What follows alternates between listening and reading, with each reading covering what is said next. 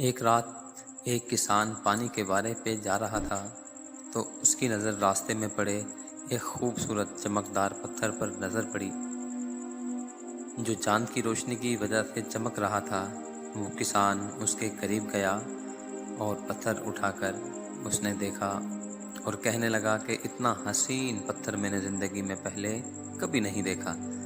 اس کسان نے وہ پتھر اٹھایا اور اپنی جیب میں ڈال لیا اور رات بھر اپنا کام کیا۔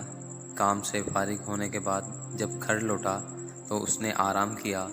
آرام سے اٹھنے کے بعد اس نے وہ پتھر اپنی بیوی کو دکھایا اور کہنے لگا کہ دیکھو میں کتنا حسین پتھر لایا ہوں، اس سے پہلے میں نے زندگی میں اتنا حسین پتھر کبھی نہیں دیکھا۔ تو اس کی بیوی نے کہا جانتے ہو یہ کیا ہے؟ اس نے کہا کہ ایک حسین پتھر۔ اس کی بیوی نے کہا نہیں، یہ ایک ہیرا ہے۔ یہ بات سن کر کسان کے دل میں بہت خوشی ہوئی اور اس نے کہا کہ میں مالدار ہو جاؤں گا۔ تو اس کی بیوی نے اس کو مشورہ دیا کہ یہ بادشاہ کے دربار میں لے جاؤ اور یہ بادشاہ کو فروخت کراؤ اور اس کی قیمت بادشاہ کے علاوہ ہمیں کوئی نہیں دے سکتا۔ کسان نے وہ ہیرا اپنے ساتھ لیا اور بادشاہ کے دربار میں پہنچ گیا۔ بادشاہ کو دکھایا اور بادشاہ سے عرض کرنے لگا کہ بادشاہ سلامت، یہ ہیرا میں فروخت کرنا چاہتا ہوں، لہٰذا یہ آپ خرید لیجئے اور آپ کے علاوہ اس کی قیمت مجھے کوئی نہیں دے سکتا۔ بادشاہ نے اس سے کہا کہ تجھے اس کی کیا قیمت دی جائے؟ تو کسان نے کہا کہ بادشاہ سلامت جو آپ کا دل چاہے۔ بادشاہ نے اپنے درباریوں سے پوچھا کہ اس کی کیا قیمت دینی چاہیے؟ ایک درباری نے کہا کہ بادشاہ سلامت یہ انمول ہے، اس کی کوئی قیمت نہیں، تو کیوں نہ اسے ایک وقت دیا جائے، اس وقت میں یہ جو کچھ لے جائے وہ اس کا ہوا۔ بادشاہ نے کہا کہ صحیح ہے۔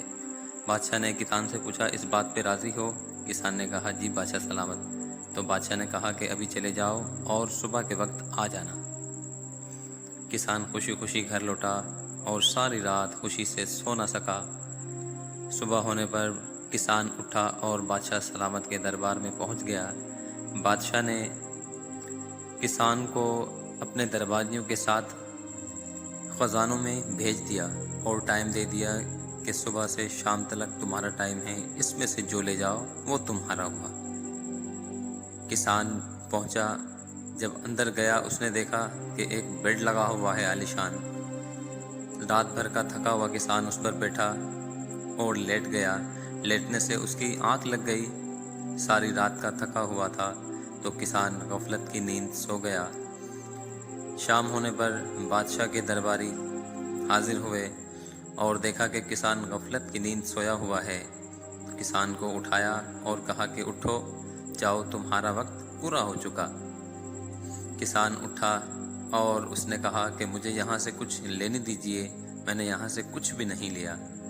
تو درباریوں نے کہا کہ تیرا ٹائم پورا ہو چکا، جو تو نے لینا تھا وہ لے لیا، جو نہ لیا وہ نہ لیا، اب تیرے پاس کوئی ٹائم نہیں، لہٰذا یہاں سے چلا جا۔ وہ کسان واپس لوٹ آیا۔ دوستو، یہ جو ہے حقیقت، یہ ہماری اپنی زندگی کے بارے میں ہے۔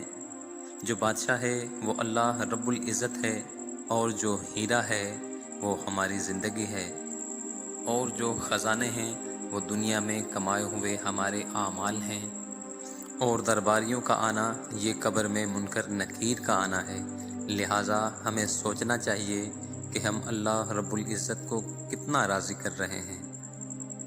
در حقیقت ہم غفلت کی نیند سوئے ہوئے ہیں، اور ہم مرنے کے بعد جب قبر میں جائیں گے تب اللہ رب العزت سے سوال کریں گے، مالک دنیا میں کچھ وقت کے لیے بھیج دے کہ تیری عبادت کریں، تیرا ذکر کریں، تجھے راضی کریں۔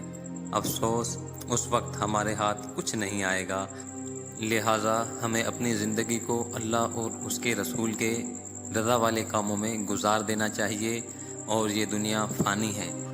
اللہ کریم کمی بیشی معاف فرمائے۔ ثواب کی نیت سے ویڈیو کو آگے شیئر کریں۔ جزاک اللہ خیرہ۔